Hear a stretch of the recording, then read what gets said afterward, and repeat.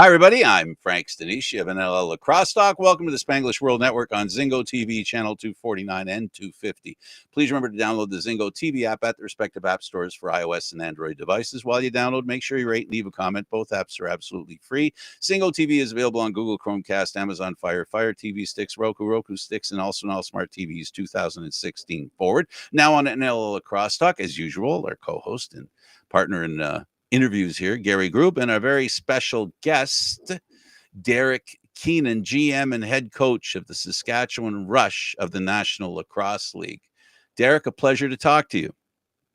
Thank you. Thanks for having me on. It's our pleasure. We always enjoy talking lacrosse, and it is a lot of fun talking to people who are involved with the NLL, especially coaches. We get more of an insight into the game, but I'm just going to ask you first. We ask everybody, what led you to the game of lacrosse? I started playing at a very young age. I had a close cousin of mine, Freddie Greenwood, he played for the Dynasty Oshawa Greengales in the 60s on all those Minnow Cup teams under Jim Bishop.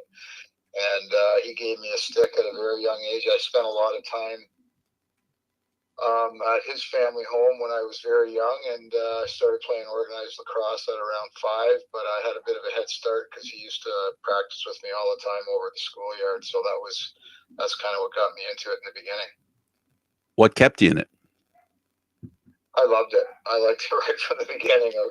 I played hockey too. I played pretty high-level hockey, and I played basketball and football in high school. But I think lacrosse was always sort of my passion, and I was probably better at it than the other sports too. So, I had a glimmer of a hope in hockey, but that didn't last long. And then really the passion for lacrosse took over.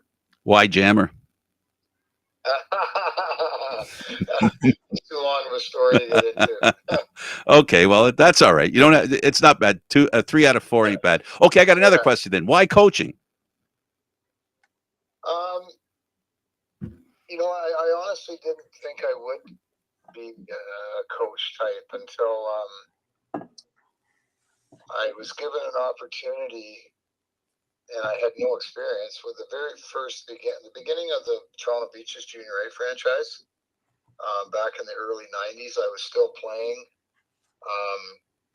For whatever reason, the GM there, Wayne Copeland, called me up out of the blue and asked me if I'd be interested in coaching. At the time, I'd played for a number of years with Brooklyn in the major series, and we had some success there. And I think I was playing in Buffalo at the time with the old MILL, and I said, "Sure, I'll give it a go. I think I have some knowledge, and I've certainly played for a lot of good coaches in Bishop and Peter Vipon, and later on Les Bartley." So I said, "Yeah," and I really enjoyed it, and from there it was a real kind of learning process in terms of how to handle people and that. But that was kind of how I started, and then from there, when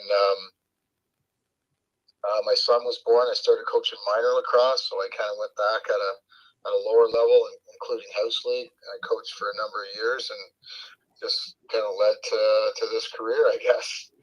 Well, we might have run into each other because I was the play-by-play guy at Rogers for the Toronto Beaches lacrosse team. Oh, wow. Before you were playing there. Am I giving up my age? Oh my God. We used to cover them at Birchmount Stadium. So when they were a junior B team. Yes. And the arena, I always joke about that it rained one day and the next day it'd be raining on the floor and the guys were running around with buckets. Yeah. Well, the old Ted Reed was a good spot to play. It was a tiny little thing, but they're still there, and it was a fun place to be. And it was a good way to start my career. I think it was a brand new franchise too, so we started from the ground up, and I think we had a little bit of success there early on. And I only did it for 2 years, but that's kind of how I got my feet wet coaching. Yeah, it's one of it underrated hotbed of lacrosse, that community. Not like the ones that we know in Peterborough and go to BC and go to other places. It was a little more subtle in Toronto, but a very, very dedicated group of players, and the organization was very dedicated. In fact, we had a certain player who bragged about the fact that he tried to hit me while I was. And Gary's laughing. Yeah, an NLL player who got a kick out of seeing if he could hit me with the ball. Oh boy, that's not very nice. It's typical. It's funny because he apologized on this show of all things. It's Paul St. John of all people. That's funny. It is funny. So yeah, I have some roots in the game too. I love the game as well. I've been for a while. Gary, okay, you can put him on the grill now. All right, I want to go back a little bit because I have an association with the Green Gales as well. Every year I'm out to Prague with them, so I want to talk a bit about your era there with them. You spent 7 years there. I believe it was 3 Minto Cups. Did you have a favorite combination of team there? Because there were a lot of great players that came through that team. I mean, I played with a lot of when I was really young. I played as a first year midget, so Right. I played with Stan Cochran, and he was unbelievable, and is a good friend of mine to this day. He was just so talented, and then later on, Kelly Mitchell was a special talent, became my best friend, and unfortunately we lost him a couple years ago. But I just played with a lot of really good guys like J.D. Gibbs and Mike McKee, who was a Scarborough Beaches guy. Local guys like Fred Upshaw that I kind of grew up with playing, and I played with a lot of really good players. And back then there wasn't really pro, so guys either went on to play some senior, most typically with Brooklyn, or didn't play at all. So guys went on to other careers and things like that. But I played with a lot of good guys and on good teams, and very competitive. Really big rivalries back then with Whitby and Peterborough were our big rivalries, and it was a lot of fun. And I learned a lot in those days from Jim Bishop and Bob Hanna and the likes, Neil Armstrong, who, of course, all those guys were involved in the dynasty years in the '60s. So it was a lot of fun and learned a lot. Right. You had a great career with him. Yeah, you had the MVP award in '79, second career playmaker, 440 assists, 317 goals. Huge career with him. So you had a lot of success with him as well moving forward. How did the organization itself develop you as a player? I think that was all Bish, to be honest. Like Right. I was pretty raw. I was pretty raw when I started playing there. In fact, my first year as a first year midget, it was Neil Armstrong. And then my second year, Bish came back from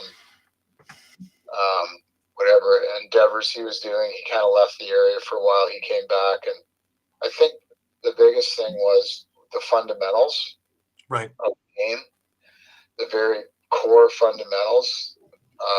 He taught so well, and also the hard work ethic part of it. We were on the floor every night. Mm-hmm. And he believed in that. He believed in kind of the fast-paced system, the fast break system, they call it. They call it transition now, but essentially it was a fast break system. And but really the fundamentals part of the game, and the hard work, being a good teammate, kind of making it a big part of your life, even outside of when you're at the rink, like taking care of yourself and leading a good lifestyle and things like that. I learned a lot from Bish on that, because I could very well have been headed down a different path if I hadn't. Right. And, Right. I was raised by a single mom, and I was it was at times when I needed a little bit of direction, and he was certainly there to give it to me, and taught me some lessons at times when I needed them, and I learned a lot. Right. Yeah, we've had a number of guys from from way back on outward, from Johnny Shooter Davis on. Recently, I had Larry Lloyd on, and they all come back with that same kind of message about work ethic coming out of Bish. Mm-hmm. Yeah, I mean, those guys are great examples too, right? Like, yeah, I mean, right to this day, like Larry, I see quite a bit. we're members at the same golf club in Oshawa, and I see him quite often. He's still grinding away, selling real estate, and he probably doesn't need to, but he likes it and works hard at it, and has been successful. And so yeah, I mean, I think there's a lot of people in the same boat, including my cousin Freddie Greenwood, who was there. Mm-hmm. And I mean, Freddie started as a stick boy. He hadn't even played lacrosse before, and Bish was really good at finding athletes who didn't necessarily play lacrosse as a child. Right. And he was one of them, and he just taught them the fundamentals. And if they were really good athletes, he could turn them into players. So, and he did that with a few guys that I played with as well. Right. Now, I would hazard to say that a lot of what Bish was doing shaped you for coaching, him, Bartley, and a few of the other guys, but shaped you as the kind of coach that you are now. Yeah, I think so. Yeah, I mean, all those guys that you mentioned, they were impeccable at preparation. And, the game has evolved immensely from back in those days. Like, right. It's not a secret. Like, I mean, it was an up and down 3-line game. It wasn't as specialized, obviously. So, I had to learn over the years how to adapt to that. And that comes with preparation and doing your work. And I really learned that from those guys. And then on, from a kind of a player personnel part, I learned a lot from Peter Vipon too, because he was just such a player's coach. And, he kind of knew when to get at you a little bit and when not to. And, so all those guys, I think I learned a lot from. Hey, Gary. So that leads to a question that I have for you as far as coaching is concerned. Is it also a quality that you learned that you've got to be open to? There isn't just one standard for a player, the different standards, the flexibility you have to have in your own mind, how you use players and how you push them. 100%. Yeah, absolutely. There's, everybody has different roles, and I think that goes in terms of the game itself, like having an open mind. Like there isn't, my way or the highway. Like I got rid of that attitude a long time ago, probably when I was coaching in the beaches as a young man, and thought I knew everything, and I really didn't know very much. And I just started to become more of a student of the game, and being a player, being a good player or not a good player, whatever, doesn't necessarily make you that student of the game. You really need to do your homework, and then, yes, when it comes to the players themselves, everybody, they all have different personalities and different lifestyles and different levels of talent, different skill sets. So you have to be able to figure out how to fit those guys in. And I did that. Like, fortunately for me, like, I was able to coach at every age group. So you can kind of see how that evolves, right from paperweight house league to the NLL, and I've seen it at every level. So that's really helped me too, in terms of, evaluating talent and evaluating what a player's role might be and what his skill sets are. And, is he good enough to play at this level, or is he not? Or can we put him into a role that makes him, if he's a really, really good athlete as a second-year midget, then you know what? And the game's going this way anyway. He's probably going to be a D guy. Let's teach him how to do that.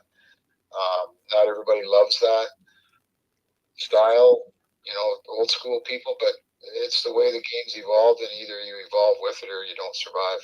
It's amazing, isn't it, that the more you learn, it seems you have to embrace with both hands and both arms.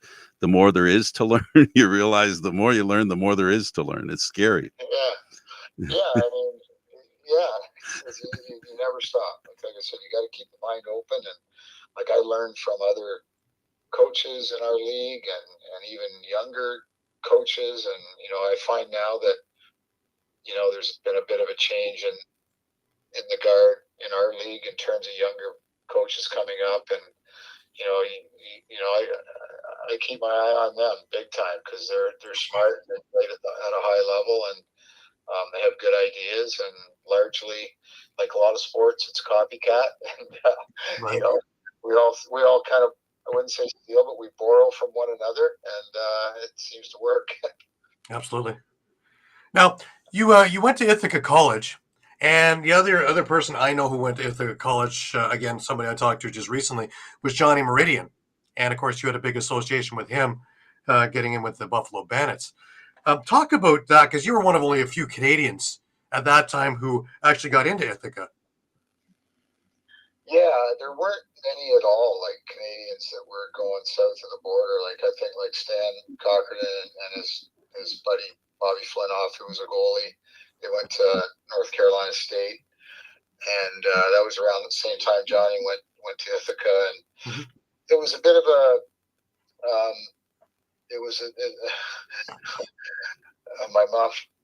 If she were alive today, she'd still tell you she was going to kill me, because when I was just finishing up high school, or in the middle of my what back then was grade 13 year, Mhm. I had a lot of opportunity. Things were starting to open up to Canadians a little bit. I think largely because of the success of Stan and Right. Bobby they had down there, and he was kind of renowned from his world championship performance. So there was a lot more attention being paid to Canadian box players, because I really never even played any field lacrosse. A little bit of club, like they started the Blue Knights program in Oshawa, and I played a little bit, but not very much. And so I had a lot of opportunity to go that route, based mainly on my box skills, but I didn't really want to go to school anymore. So Mrs. Keenan wasn't very happy. So I took a year and a half where I just worked, and then I finally decided, you know what, I think I'm going to go to school. And I didn't really like the direction my life was taking, so I kind of followed up on a number of opportunities and wrote my SATs, and I ended up in Ithaca, and it just turned out to be a great fit for me. And it was fun, and I enjoyed the experience both academically and athletically. And I was a bit of an older student, but I seemed to fit in okay, and everything worked out well. Right. Well, that seems to be a theme that we're going to, because when you join into the mill, you're a 31-year-old rookie. That's incredible, and you win Rookie of the Year. That's even more incredible. Jumping onto the Bandits with a team with some great, future stars, Hall of Famers. Yeah, Sergei Makarov, they called Yeah. it was like a 29-year-old rookie of the year for the Calgary Flames. Yeah, I mean, it was what happened there was, of course, the mill started probably in around, I guess, 87-ish. I was playing in Brooklyn, just finishing school, started my career with the city of Oshawa, and I had some opportunities to go down to Detroit to play for a couple of years. They would call me, and I'm like, it was a little too far, and I just didn't. Of course, there was no money in it. Right. And then the Buffalo thing came, and of course Johnny called me, and he's like, "What do you think?" I'm like, "Sure." Like I think I can do this. And at the time, I was, I think, engaged to Wendy, and and kind of made it work. And my career with the city of Oshawa was just starting, but I made it work, and it was weekend warrior stuff, much similar to now, but with not nearly the money. I Right. think $125 a game. We didn't get per diem. We had to share hotel rooms because there was only like 6 per team or something like that. We didn't get mileage. So at the end of the weekend, you were losing money. There was no question. By the time you closed the bar down at 4 a.m., that was pretty much. Oh yeah. Yeah. So, but we had an incredible team though, and it just took us a while to get going, because I think it was a bit of a hybrid sport then. It was a lot of field guys, American guys. The rules were different. The style of play was different. But once we kind of got going, if you looked at our roster, we had a lot of talent, a lot of fun playing with those guys, and we had success there for a couple of years, and then started a family and got away from it for a bit. Right. Now, talk about, you were playing in Brooklyn, and of course, even at the heyday of MSL, there weren't that many people. You get into Buffalo, and you get these packed houses at the Memorial Odd. And I know I used to travel down there too. I used to love it. It was a zoo. So sitting up in the orange, where if you lean forward, you might be on the floor. But this place was just an absolute zoo. And so many other places like the Spectrum, like Boston, and all these other, great barns you got to play in. Talk about that experience, when you first jump in. It was a lot of fun. I mean, playing in Buffalo, it was, we started 0-3. We were getting about 10 or 11,000, 12,000 a game. And then we just started pounding teams, and they're kind of like, oh, these guys are pretty good. And next thing you know, we had 16-3 in the building every night. Right. And, won a championship our first year.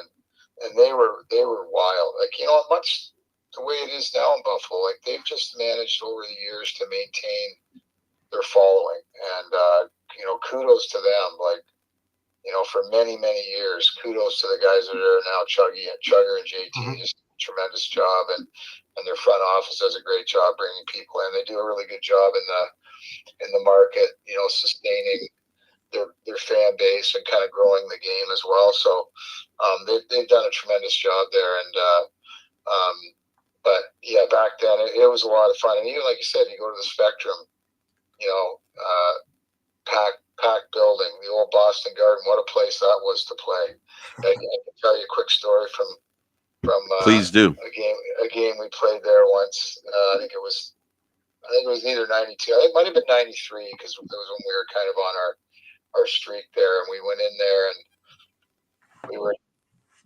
it was Gatorade bottle giveaway night. So everybody who came in the building was given a Gatorade bottle, and there was probably 10 or 12,000 in the building, and that was an odd shaped building. Like the upper level literally almost hung over top of the playing surface, like over the so it was kind of very close and steep. And we were down like 5-0 early in the game. Les gave us a little blast, and I think we scored 14 goals in a row. And the fans had kind of had enough, and down came the Gatorade bottles. And Wow. just throwing them at us, and throwing them at the Boston players, and throwing them at the refs. And it was, the whole floor was just littered with Gatorade bottles. So they had to take about 10-minute break to put up the floor. But it was pretty wild. Never forget that one. It was a special time to play in those rinks because they were smaller. Especially Buffalo, Rochester, Toronto, because it was the Gardens. They were all a little smaller than let's say Philly. Philly had, I think, they had a regular size, what would be comparable to what a rink is today. Did it affect the game at all, do you think? Well, it was loud. Like, that's for sure. You always felt like they were right on top of you, and close to the action. I think that's kind of the difference in the buildings from then to today.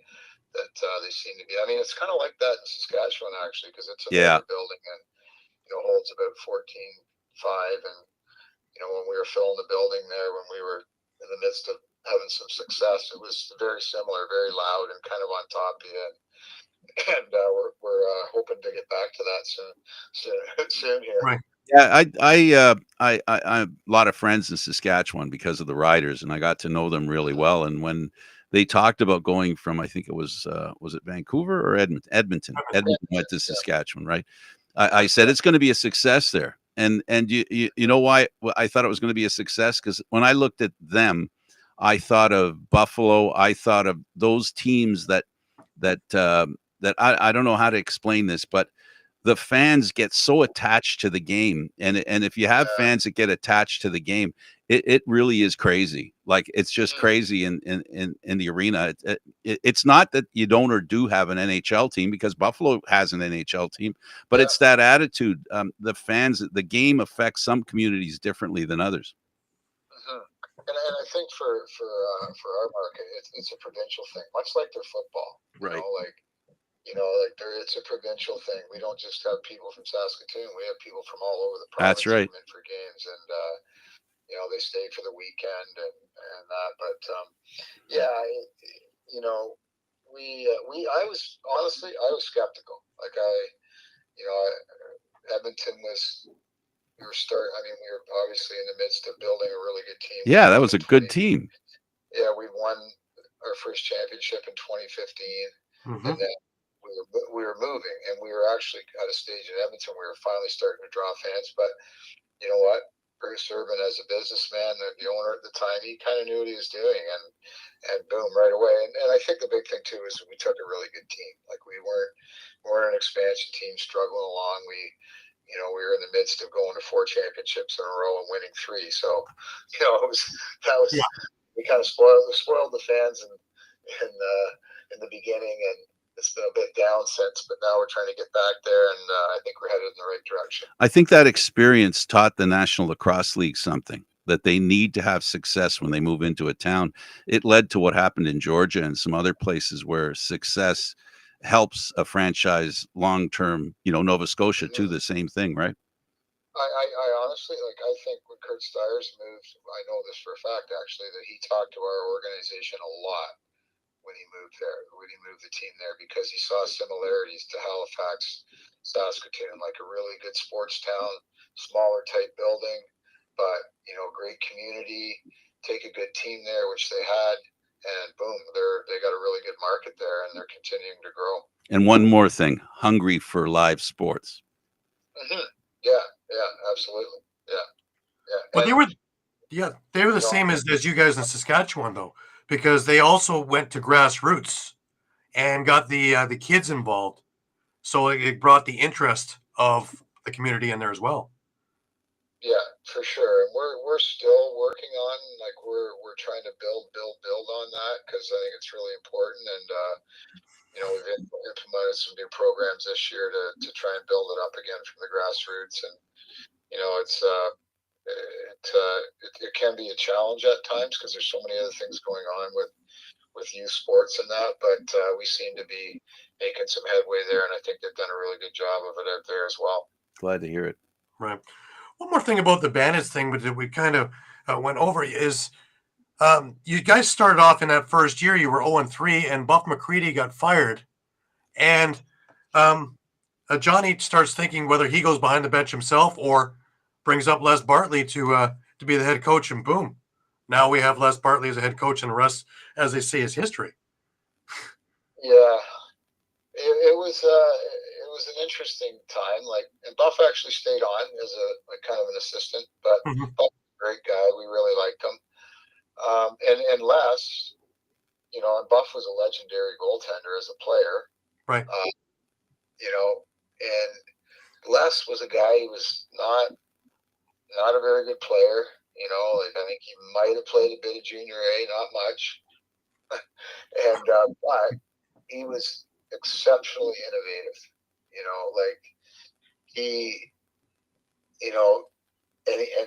When I talk about the work part of it and preparation, he was incredible. And we started actually watching video, even though it was really hard to get and it was really hard to cut. But we'd have our practices down in Buffalo on a Tuesday or Wednesday night, and we'd sit upstairs in this restaurant after practice, and he had VHS tapes, and he had this video cut, and we're like, wow, this is, and we're like, this is good. Like, we're not accustomed to this, because we really didn't, like, I had never done anything like that. Like, even all my years in Brooklyn, we didn't really, there was not really any access to that type of preparation. And that's kind of where he started out. And, as the game evolved, he's a guy that really evolved with it and became an innovator. And I learned a ton from him, both as a player and when I coached with him in Toronto. Right. Well, if you ever get lonely for those games, I inherited Bill Fox's VHS collection over COVID, and a lot of the old Bandits games and a lot of the Mill games are there on VHS tapes that I've been, over the last couple of years, slowly converting and putting up on our All Lacrosse All the Time YouTube page. So the games are in their entirety. So there's about 40 of them up there now. So. Right. Well, that's great, because you know what? I had them too on VHS, and I don't know what I did with them. I remember when that kind of went. I think when I moved houses, I had literally a massive green garbage bag full of video of VHS tapes with kids' movies as well as lacrosse stuff, and I just think I threw them all out. Well, Bill knows how much of a collector I am with jerseys and old style things, and so he wound up giving me his mill jackets, his jerseys, and all these tapes, and it was wonderful. So to convert all these things and get a chance to watch it, one of my things is all the guys that we're seeing behind the bench. Well, this was their heyday playing. So what a great way to introduce people to the game of yesteryear, as well as showing them a totally different game. Yeah, it was. I mean, if you look back, I mean, I'm glad you guys mentioned that with the YouTube, how you have stuff, because we got a few players that like to go back and watch that stuff, and they'll say to me, "Geez, coach, I can't believe how much you played in '92. Like you were on the field." I say, hey, the game was different then. Like, we only had 15 bodies. We had 15 runners. That was it. You played offense, you played defense, you played penalty kill, you played power play. That's just the way it was. I think in '93 I even took face-offs. So, and I watched these games going, and then, the officiating was much different. They didn't really call a lot, and they let crease goals go all the time, because I think the objective was to have as many goals as possible. Which, if you look at statistics, like there was a lot of scoring. A lot of scoring, and defense wasn't. It was just a different game. I mean, and again, that's like any sport. It evolves, and a lot of it is to do with what you have access to these days in terms of preparation. Yeah, and in terms of systems. And now it was far less system based back then. Right. And it was exciting, but as a coach, if I watch it now, I just cringe at some of the stuff. But that doesn't say it wasn't good, though, because it was really good. Well, yeah, Darius Kilgore, when he was on, he called it the Wild West of lacrosse, because something that you probably get a 5-game suspension for now, you get maybe a change of possession back then. Oh man, like you guys just hammer guys from behind into the boards and be like, might be a possession call, sometimes not. So you just had to, and that's what I meant by kind of our guys adjusting to the league, as largely Canadian guys who play box up here.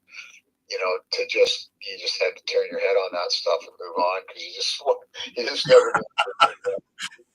Absolutely. Now you stepped away from the game after a couple of years in Buffalo to have your family. What drew you back in 1999 to come back with the Toronto Rock? Well, again, it was another one of those Johnny Meridian calls. And, I think at the time it was an interesting, because they had played in Hamilton the year before, and they were moving the franchise. I think Johnny was actually looking for investors, to be honest. Right. That's kind of the way that thing started in Toronto. I think they had a bunch of guys put in some money, and it ended up being a great success. And I think the Waters group kind of took most of it over. But at any rate, I'm like, well, Johnny, I'm not really into that. And he says, well, what do you think about playing, maybe coaching, like maybe helping out? I'm like, well, I'm gonna have to talk to my family about that one. So then there was a little bit more money in it, not a lot, Right. but kind of made sense. And then I was, 38, 39, so, and I hadn't played in quite some time. Right. So I go to training camp. I got myself in really good shape, but there's a difference between being in really good shape and playing pro lacrosse with guys that are 15 years younger. So my very first weekend, I was like, this is faster. I used to be considered a bigger player. I was not anymore. Right. So they faster, bigger, stronger, better, and it was a real wake up. And things, I played a few games, and it kind of evolved more on the coaching side, which was sort of the plan anyway. But that was our first year in Toronto, and as again turned out to be tremendous success. And I kind of evolved into the full-time assistant coaching the following year. Right. Well, you, Ed Como, and Les, what a coaching staff that was. Yeah, again, we had a lot of fun together, and we worked really hard at it. We had our weekly meetings, and then of course our practices, and again, Les impeccable with preparation, Eddie the same, and that's kind of how we we learned so much, I think, from one another in that experience. And obviously we had a lot of success too. And it just, and the way it took off in Toronto too was exciting. Yeah. In the old gardens, and even when we moved into the Air, at that time, the Air Canada Centre, we were filling the building there, and a lot of exciting lacrosse and championships, and and then that's ultimately what gave me an opportunity to get my own gig down the road. Yeah, because Les steps away with health issues, of course, with the cancer, and you get a chance to be the head coach. Short-lived in that spot, but it moves you on that you get the Anaheim gig as coach and GM, which is your first chance at being the guy and being able to build your team and turning a team around, because that team was 1-15. You come in and becomes 5-11, and really made a difference in that team. Yeah, thank you. It was a big challenge. Yeah. I'm not gonna lie about that. It was a pretty rough crew we had there, right?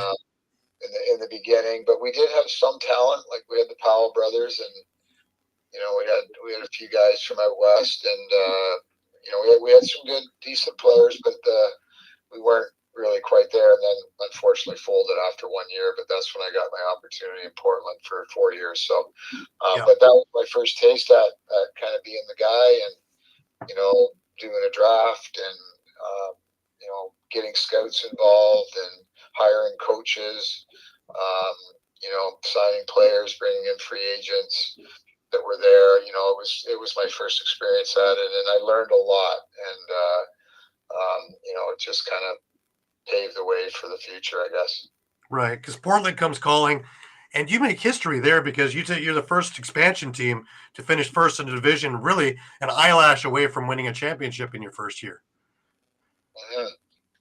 Yeah, we were pretty fortunate there. I think we, well, first of all, we got Brody Merrill in the drafts, the first overall. So he was such a huge impact player as a young man in every area of the game. Like, it didn't matter whether it was offense, defense, transition, physical play. He was tremendous, and we did a pretty good job in the expansion draft, as well as the Anaheim dispersal draft. A couple of trades.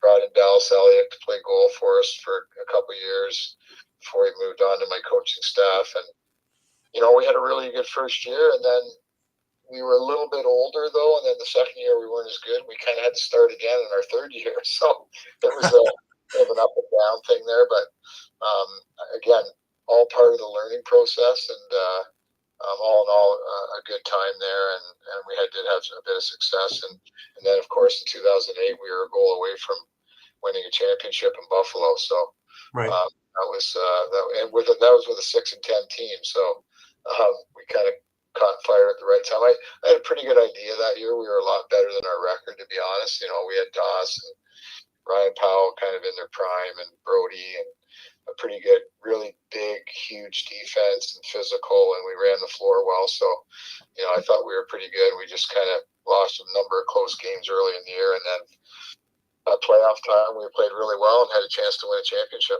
Baptism by fire is a pretty fertile ground, isn't it? Yeah,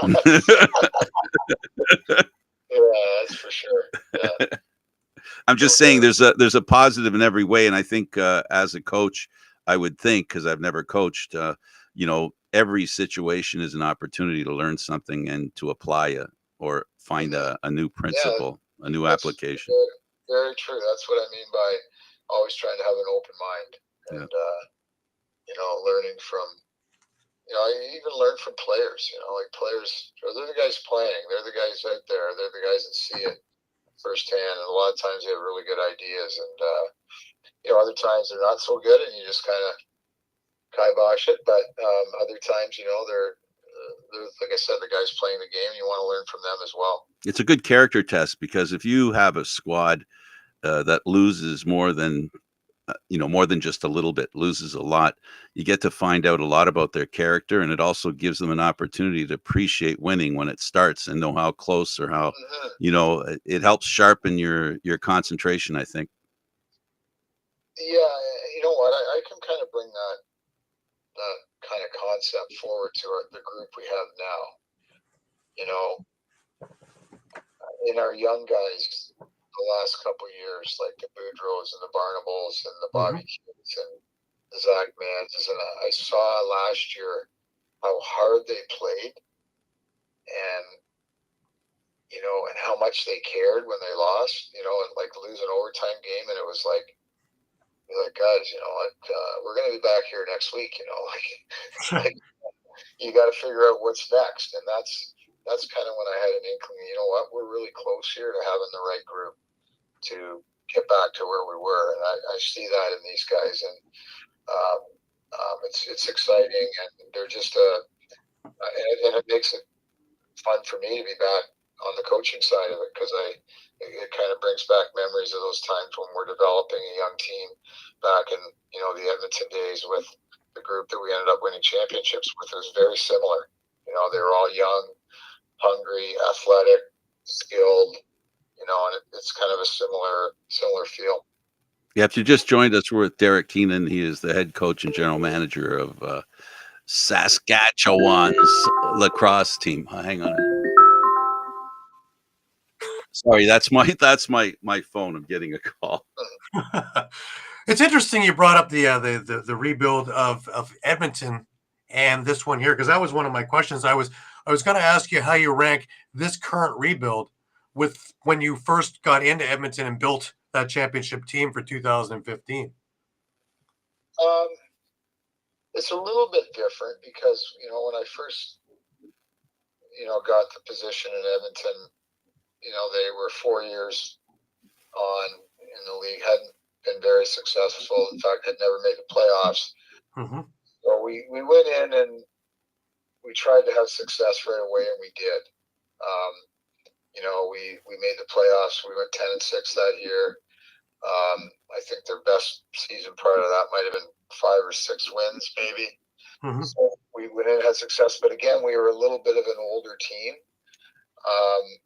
You know, with some veteran guys we brought in, but we drafted some young guys too at the same time. Made a couple trades for a couple younger guys like Ryan Ward. You know, and I think we brought Proud in that year, who was not young but not old either, still kind of in his prime. Mm-hmm. We did really well, and then the next year, you know what, Brody got hurt. I think our goaltender got hurt. We struggled. We weren't very good, and that's when we kind of went, okay, you know, I know what we need to do here, and I had to get ownership to buy in. I said we need to start fresh, and that's what we did, and that's when we started building with the draft and a couple of trades that brought in Chris Corbeil, Jeremy Thompson, Jeff Cornwall, kind of younger guys, athletes. You know, unfortunately, Boston folded, and we ended up getting Kyle Rubish out of that, and Ryan Dilks, actually, which was still to this day, I'm not sure how he slipped to the second round of the dispersal draft, but he did. Mm-hmm. We benefited from that. So that's kind of how it started, and then from there, you know what? A couple of deals kind of got us high in the draft each year. You know, we ended up getting Mark, and then, you know, Ben McIntosh, Robert Church. They were all draft guys, and then later on Ryan, my son, and Mike Messenger, and on and on. And it was kind of built through the draft, and you know, sneaky little trades here and there that worked out well. Mm-hmm. I think about the Corbeil and Cornwall and Jeremy Thompson deals. Like, you know, like they were kind of game breakers for us because they brought such kind of athleticism and size and character to our team, and you know, it was very much needed at the time, and we could play the style of lacrosse we wanted to play with athletes like that, and that's kind of how it started. Right. Now, I really enjoyed my times coming out to Saskatchewan. Every time I come out, I stay with Evan Schemenauer and his family, and for a number of the finals and a few other things, I was out for games. I want to bring us back. I believe it was the 2017 final against Georgia, and that final play in regulation time that was just crazy. And unfortunately, you guys gave up a goal out of it. But Let's just talk a little bit about that play in the setup, pulling the goalie. They had their goalie pulled. I think there was 11 seconds left, and you're up by a goal. And the thinking behind that, I Well, agree with it, but I just yeah, it's something that we had always done. In fact, you go back to that year, we'd probably done it 5 or 6 times and executed it to perfection. I would do it again. We do have a plan B now with it that we work on. right. But the bottom line, I put to this day, I put it on myself because it's something that we didn't actually practice before that game, and we always do it every week. Mm-hmm. And for whatever reason, we didn't practice it, and it wasn't about the play itself. It was about the execution. The ball basically went to the wrong part of the floor. It should never have gone there. Right. And the middle of the floor is not where you wanted to put it. If you're gonna like, the objective is to try not to put the ball in the air at all. Right. We want to try and just kill clock. And Georgia played it kind of smart too. They were, I'm sure, prepared for it because that's something that Eddie, Les, and I did in Toronto, 10, 15 years before that. So it was something that we had, was part of our plan years and years before that. So it didn't work out, unfortunately. Right. The next year when you won, I agree with you. That's probably the loudest building I've ever been in. My ears were buzzing for days after that. Yeah. Oh, yeah. I mean, and that was, the 2016 championship, our first year in Saskatoon, when against Buffalo, when Jeff Cornwall scored on the breakaway with about 12 seconds to go. That was pretty wild too. That was the go-ahead goal. That was pretty crazy. But yeah, a lot of success there, and like I said, I think we're on the right path to getting back there with this group. Oh yeah, I think you have a great team now, and I think you've got the right mix of veterans and youth, and guys like Triolo and guys like Levi Anderson are going to be huge pieces in this team, I think. Yeah, we have 3 guys left from our last championship in 2018, and I think they're the right guys. And then you bring in a guy like Triolo, and this year Austin Shanks. Unfortunately, we get Matt Hossack back, who I think is probably, arguably, has been the best D guy in the league so far this year. He certainly has been our best guy. He's a much more rounded player than he was when we had him before. So he brings a lot. Frankie's been really good in goal, which you need to have in our league. Yep. And then the younger pieces, Zach Mans is obviously he's incredible. What a shot on him! Yeah, Brock Haley's going to be a really good player. A guy we acquired this year. I know well. He's a Whitby kid, so I think we've done the. Well, having Austin Shanks too, that's a nice little grab in the off season as well. Yeah, a guy that I coached as a kid and through junior and a little bit in senior in Brooklyn, and known him a long time, and just love his character, and obviously his skill set's really good. And we just needed a little more oomph on our offense from what we had last year. I think we brought it in, and Levi Anderson I think is going to be a really good player. So far we haven't been lighting it up on offense, but we've been just good enough, and I think hopefully playing again, like we played really well our first game in Albany against a very good team, and then we had a bye week. My favorite bye week. I have a feeling you'd rather sell that. Yeah, I don't like. I don't. It's not as bad this year. Like last year was like we had 7. So not as bad, but it doesn't help, especially on the offensive side, especially for a group that we're not a team that practices midweek. We just can't do it logistically. Right. A lot of the sort of golden horseshoe teams that can do it midweek and you can stay a little sharper. But I think it really affects the offense more than anything. And we were not very good in the first half last week. So, but then better in the second, and hopefully this week we can kind of keep that going in Rochester. Right. Right. I think as with Scigliano, man, is a resurgence in him. He's looked terrific. Even in preseason, he looked great, and he's ramped it right through the year. And in game one, he was just absolutely unbeatable. Yeah, he made some really big saves in overtime and all. But that was a game where we played quite well, but in overtime we weren't very good on offense. And he made some big saves, and then we basically it was a pass and a shot, and it was game over. You know, Right. Yeah. so and thanks to him. I mean, Frank's been really solid, and you know what? Honestly, even last year, I look at the two Halifax games where he didn't play very well, but we played terrible in front of him. And other than that, he pretty much gave us a chance to win every night. So that's what we want for a goaltender. And this year, that's what he's done. And if he can continue to do that, we got a good opportunity here. Absolutely. Derek, it's been a very quick hour, and I really appreciate you taking the time to be on with us. It's been a pleasure to have you on the show. Well, no, I appreciate being on, and you guys had me on, and it was fun. We really appreciate that. I think the most important thing I can say is that we didn't talk specifically about your team. I don't know if that's a bad thing or a good thing. I do know that you're up against a team that might be a little angry coming up in your next game. Yeah, they're better than their record. Let's put it that way. They might be a little riled. So good luck with that. Yeah, and really, thank you for helping us to understand your history. And it's actually, the nice thing about doing all these interviews, we like to get to talk about the game and how people, embrace the game. And clearly, you fit the mold of pretty much everybody that we have on here. They get the sting, and it doesn't stop. There's something about this game that keeps people in it. And thanks for being in it. And I really appreciate what you've done and what you keep doing to help promote lacrosse. We appreciate you. Thanks for those words. I appreciate it. And great show, guys, and keep her going.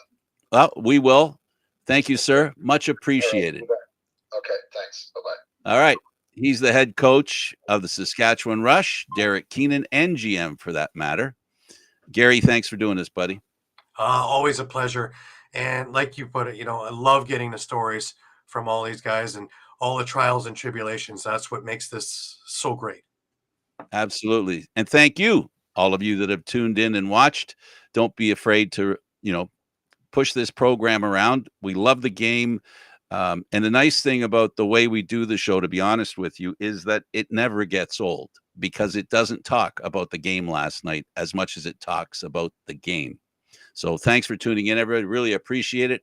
I'm Frank Stanisci. You've been watching Lacrosse Talk, NLL Lacrosse Talk, seen live Thursdays at 4 p.m. This show can also be heard on the Spanglish World Radio Network. For Lacrosse Talk, news, entertainment, and other sports programming we offer, please check out SpanglishWorld.ca. Spanglish World. Watch it, hear it, read it, download it, and live it. Thanks, everybody. Thanks for watching. See you again next time. Pick up a stick. It'll never end there, let me tell you. Bye for now.